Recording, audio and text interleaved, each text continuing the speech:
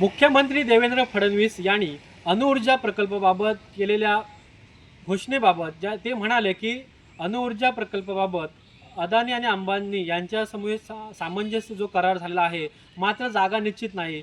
हेच बॅनरच्या माध्यमातून देवगड तालुक्यातील काही भागांमध्ये, संपूर्ण देवगड तालुक्याच्या किनारपट्टी भागामध्ये हे बॅनर लावण्यात आले की अणुऊर्जा प्रकल्पाबाबत जागा निश्चित नाही.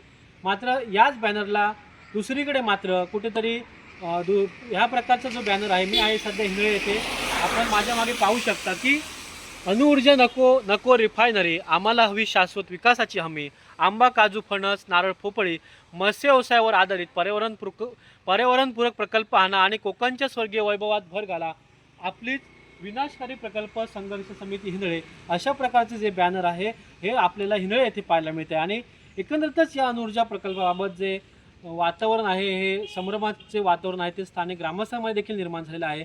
मात्र अणुऊर्जा प्रकल्पाबाबत एकंदरीतच जागा निश्चित नाही, हे देखील एक बॅनरच्या माध्यमातून लावलं जाते. तर दुसरीकडे या अशा प्रकल्पांना आमचा विरोध आहे, अशा प्रकारचे देखील जे बॅनर आहेत हे झळकलेले पाहायला मिळतात. कुठेतरी बॅनरवर जे होताना आपल्याला चित्र आहे ते पाहायला मिळतं. विष्णू धावडे, समर्थ न्यूज, देवगड.